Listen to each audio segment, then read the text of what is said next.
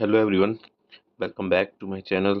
तो आज हम अपने इस स्पेशल एजुकेशन से रिलेटेड क्वेश्चन बैंक सीरीज जो हम कर रहे थे उसको कंटिन्यू करते हैं। काफ़ी टाइम से मैं वीडियो नहीं बना पा रहा था क्योंकि मैं आउट ऑफ स्टेशन था, जिसकी वजह से। तो आज हम आपसे थोड़ा सा डिस्कस करेंगे स्पेशल एजुकेशन के उन क्वेश्चनों पे जो फिजिकली हैंडीकैप जो चिल्ड्रन हैं उनसे रिलेटेड।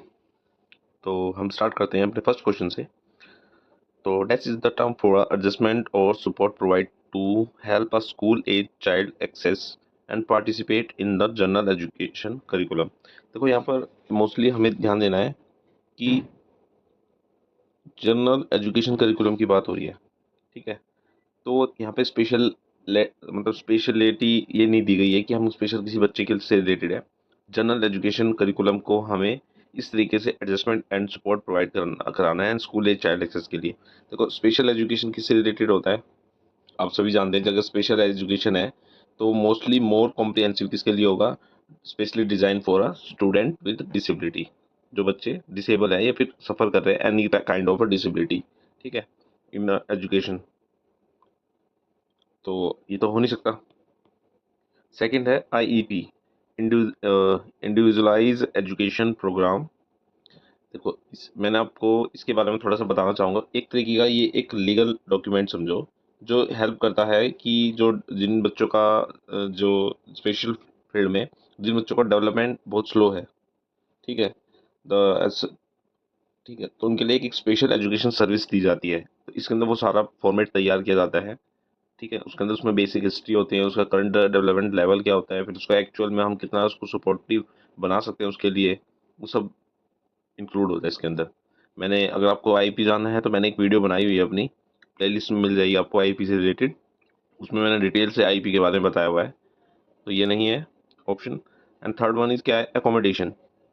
एकोमोडेशन हो सकता है बिल्कुल, क्योंकि एकोमोडेशन क्या है, एक तरीके का सपोर्ट प्रोवाइड कराता है इन जनरल स्कूल में। क्योंकि जो एकोमोडेशन होता है इसी के अंदर हम अपनी एनवायरनमेंट को मॉडिफाई कर सकते हैं, अपना एडजस्टेबल कर सकते हैं, या फिर अपने नीड्स के अकॉर्डिंग, अपनी एबिलिटीज़ के अकॉर्डिंग हम उसे एडजस्ट कर सकते हैं।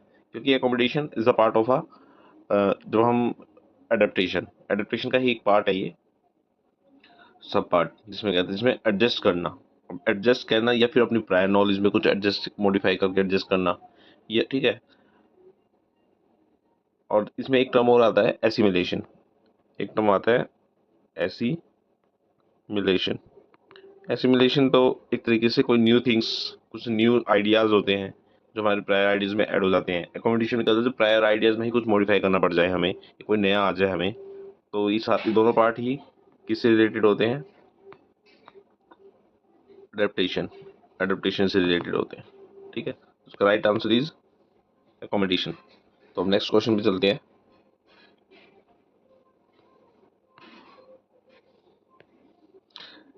When adolescent with physical disability transition into adulthood, ठीक है, which aspect of their and education and rehabilitation becomes increasingly important. तो क्या इसमें इम्पोर्टेंट है, अभी ट्रांजिशन पीरियड है जो इसमें एडोलेसेंस है उसका physical disability, transition period to adulthood. तो जब उस एज में आता है तो हम मोर फोकस किस पे करते हैं, हम मोर फोकस करते हैं तो अर्ली इंटरवेंशन प्रोग्राम। ये नहीं है, अर्ली इंटरवेंशन प्रोग्राम एक तरीके का डिज़ाइन सपोर्ट, मतलब एक तरह का ऐसा सपोर्टिव प्रोग्राम है जो यंग एज के बच्चों को दिया जाता है, इन्फेंट्री या फिर किसी तरीके का सर्विस सपोर्ट होता है स्टार्टिंग में दी जाने वाली। एक्सेस टू असिस्टिव डिवाइस ये भी नहीं है, ये तो कोई एक तरीके से डिवाइस है कि ये आपके लिए जो रिलेवेंट हो आपकी कोई भी एम्पावरमेंट बढ़ाने के लिए, मतलब आपकी एबिलिटी को बढ़ाने के लिए, और मतलब it main important through out a personal life, ठीक है। मतलब कोई भी एक असिस्टिव टेक्नोलॉजी, एक सपोर्टिव प्रोग्राम, मतलब सपोर्टिव टेक्नोलॉजी एक तरह की। प्ले थेरेपी भी अगर देखा जाए तो ये भी नहीं है, क्योंकि ये भी यंग बच्चों को दी जाती है। हाँ, अगर हम vocational and independent life skill की बात करें, जो जिसका राइट आंसर है, ये काफ़ी इंपॉर्टेंट होता है। इस एज में हमें करियर सुटेबल बनाना पड़ता है उनके लिए, उनके मतलब जो भी vocational and independent living skill को इंक्रीज करना होता है इस एज में, जब एडोलेशन से एडल्टहुड में जा रहा होता है बच्चा। और वैसे भी जो एज होती है वो एडोलेसेंस की 10 to 19 होती है, और एडल्टहुड में इससे अबव। तो इसमें फिजिकल हेल्थ, बॉडी फंक्शंस जो होती है वो चेंज हो रहे होते हैं, तो वो उसमें स्किलेबल करना पड़ता है हमें। ठीक है, तो हम नेक्स्ट क्वेश्चन पे आते हैं।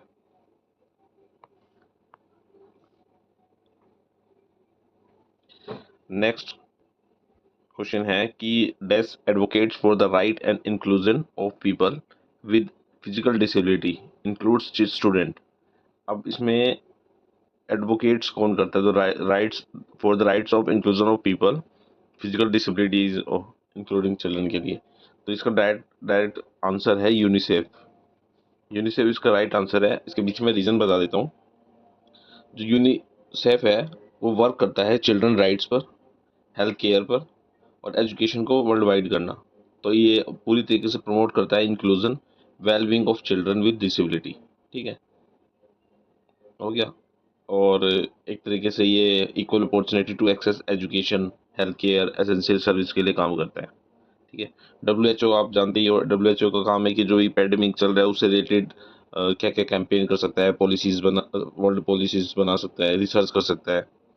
ठीक है, जैसे अब कोविड के टाइम पे जो हुई थी वर्ल्ड पैंडेमिक था एक तरीके से, उसके क्या क्या उसके सिग्निफिकेंट रूल्स है उनको रिलीज करना। और यूनेस्को मतलब United Nation Education Scientific and Culture organisation.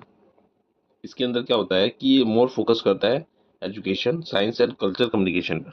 इसका मोर फोकस ही यही है, ये चार education, science and culture organize and communication पे ही फोकस करता है। उनके बारे में रिफॉर्म्स करना, उसके बारे में नई नई चीज़ें जनरेट करना, रिसर्च करना। और रेड क्रॉस जो इंटरनेशनल है ये भी नहीं हो सकता, क्योंकि इसके अंदर जो इसका मोर फोकस होता है डिजास्टर रिलीव करना, हेल्थ केयर सर्विसेज प्रोवाइड कराना। तो इसका राइट आंसर हो गया जी। नेक्स्ट क्वेश्चन चलते हैं।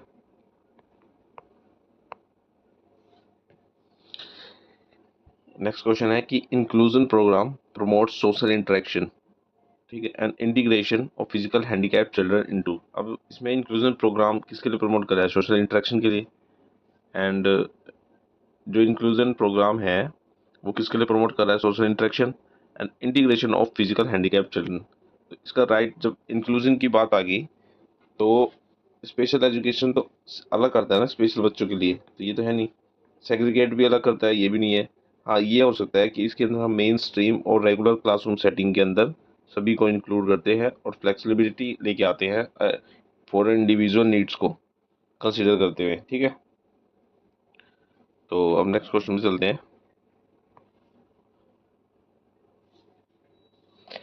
Which aspects of rehabilitation center often helps individual with physical disability cope with the emotional and psychological challenges associated with their condition? तो कौन सी कंडीशंस है वो जो हेल्पफुल रहेंगी? तो सभी जानते हैं कि अगर इमोशनल और साइकोलॉजिकल चैलेंजेस है तो उसके लिए counselling and support, service support काफ़ी इंपॉर्टेंट होता है। तो राइट आंसर ये सेकंड। नेक्स्ट क्वेश्चन में चलते हैं। इसका अंदर विच of the following services not typically offered at a rehabilitation centre for the physical disabled individual. तो इसके लिए कौन से ऑप्शन में पढ़ते हैं हम? असिस्टिव टेक्नोलॉजी ट्रेनिंग, तो ये पर्टिकुलर किसी ट्रेनिंग से रिलेटेड है।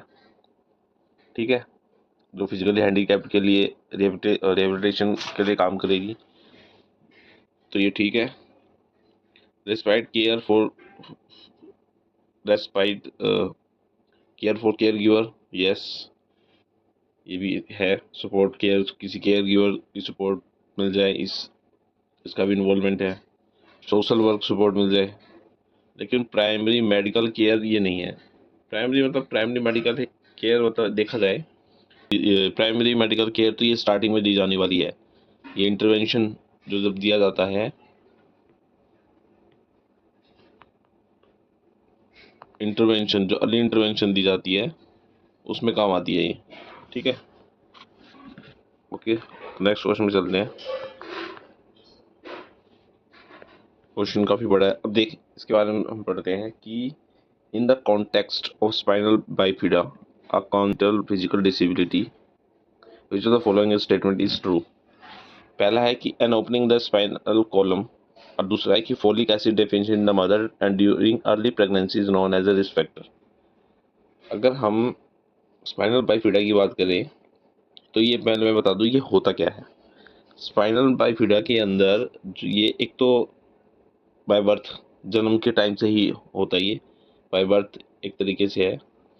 इसमें क्या होता है कि जब बच्चा डेवलप हो रहा होता है तो उसके अंदर ना कोई नर्वस सिस्टम होती है, नर्व ट्यूब, मतलब नर्वस सिस्टम में का ही एक पार्ट होता है, नर्व ट्यूब, जो आधी बंद हो जाती है, जिसकी वजह से जो रीढ़ हमारी वो जो होती है, रीढ़ की हड्डी जिसे कहते हैं स्पाइनल कॉलम, वो कहीं कहीं से खुला रह जाता है, जिसे हम छेद का मतलब जिसे हम एक तरीके से होल कह देते हैं कि रीढ़ की हड्डी में एक तरीके से छेद है। ठीक है, तो ये एक तरीके से वो ट्रू है, an opening in the spinal column. Second है कि फोलिक एसिड के बारे में बताया गया, तो फोलिक एसिड की कमी से भी होता है ये। ठीक है, तो बोथ आर ट्रू, 1 एंड 2 दोनों होंगे इसके आंसर।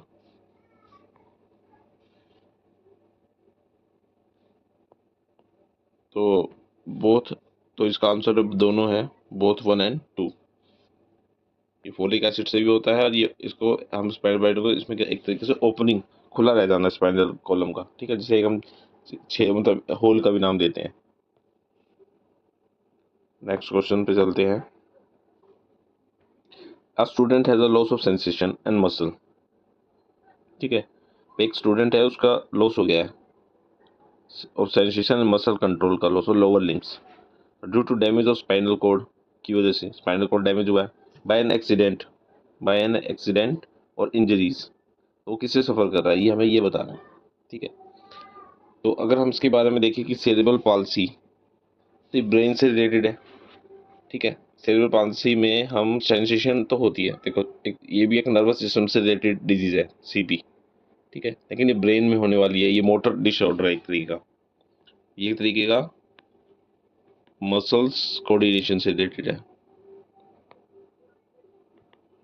ठीक है, हमारे इमोशंस इफेक्ट होते हैं इससे, हमारे इमोशंस इफेक्ट हो जाते हैं। ठीक है, लेकिन इसमें क्या पूछा है कि लोअर लिम्स डैमेज है, लेकिन इससे हमारा जो रीढ़ की हड्डी होती है, जिसे वर्टिब्रेट कॉलम होती है, वो इफेक्ट नहीं होता है। ठीक है, स्पाइनल मस्कुलर एट्रोफी का मतलब इसमें ये भी नर्वस सिस्टम से रिलेटेड डिजीज है। इसमें हमारे न्यूरॉन्स इफेक्ट होते हैं, मांस पे हमारी मसल्स जो होती है वो वीक हो जाती हैं, ये भी नहीं है, ये भी नहीं है। डाउन सिंड्रोम भी ये हेरिडिटी डिजीज है, ये भी नहीं हो सकता, क्योंकि सब जानते हैं कि 21st क्रोमोसोम में किसी तरीके की डिफॉर्मिटी हो जाना, मतलब किसी तरह की अनबैलेंस हो जाने से होता है। लेकिन जो पैराप्लेजिया है, पैराप्लेजिया एक एस इसका राइट आंसर है पैराप्लेजिया। देखो पैराप्लेजिया के अंदर क्या होता है कि इसमें ना जो हमारी इसमें जो हमारा स्पाइनल कोड है ना, उसकी थर्ड, इसका राइट आंसर है थर्ड। इसमें क्या होता है कि जो हमारी रीढ़ की हड्डी होती है, जैसे स्पाइनल कोड जो होता है हमारा, इसको इफेक्ट किसी तरह की डिफिशियंसी हो जाना, जिससे हमारा जो नीचे का सेंसेशन है, नीचे लोअर लिम्स का सेंसेशन है, वो इफेक्ट हो जाता है, और कंट्रोलेशन जो होती है हमारी मसल्स पे, वो भी इफेक्ट हो जाती है। तो ये कभी कभी क्या होता है, ये एक्सीडेंटल हो सकता है। ठीक है, तो हम नेक्स्ट क्वेश्चन पे चलते हैं।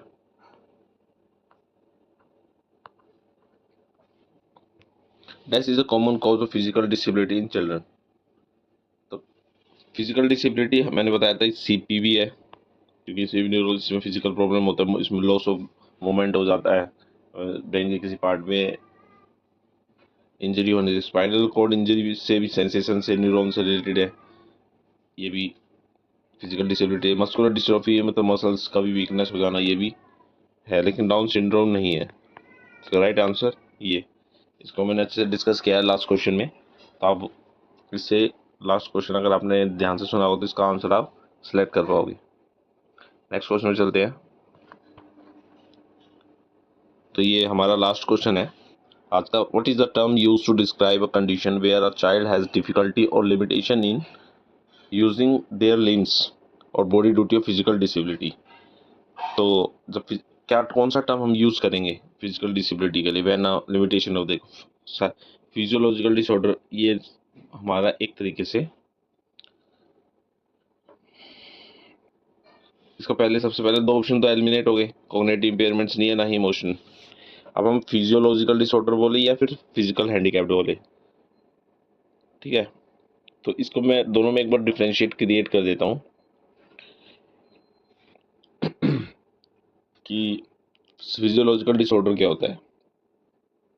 हमें पता है कि इसका आंसर फिजिकल हैंडीकैप्ड है, ठीक है। लेकिन इस फिजियोलॉजिकल डिसऑर्डर क्या होता है, किसी भी तरीके का एक बॉडी फंक्शन, मतलब बॉडी फंक्शन से रिलेटेड है।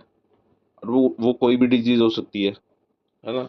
वो किसी की वजह से भी हो सकता है कि वो मस्कुलर डिस्ट्रॉफी हो सकता है, या फिर किसी तरह की डाउन सिंड्रोम हो गया, हेरिडिटी डिजीज, किसी तरह सीपी हो गया, सेरिब्रल पाल्सी, या फिर न्यूरॉन रिलेटेड प्रॉब्लम होगी, स्पाइनल बाइफिडा हो गया, या फिर तो ये उसके लिए हम फिजियोलॉजिकल डिसऑर्डर बोलेंगे। लेकिन एक पर्टिकुलर एक फिजिकल डिसेबिलिटी के लिए हम कौन सा टर्म यूज कर रहे हैं, फिजिकली हैंडीकैप। तो राइट आंसर हमारा ये फिजिकल हैंडीकैप है, ठीक है। तो फिर आज के लिए इतना ही। आई होप आपको आज के क्वेश्चन में काफ़ी हेल्प मिली होगी, जो भी स्पेशल एजुकेटर की तैयारी कर रहे हैं। अगर आपको वीडियो अच्छी लगी तो लाइक कर दीजिए, चैनल को सब्सक्राइब कर दीजिए और ज़्यादा से ज़्यादा शेयर कर दीजिए, ताकि जो भी आपके साथ जो स्टूडेंट है जो स्पेशल टीचर करने की तैयारी कर रहे हैं उन्हें भी हेल्प मिल सके। तो आज के लिए इतना ही। Thank you very much.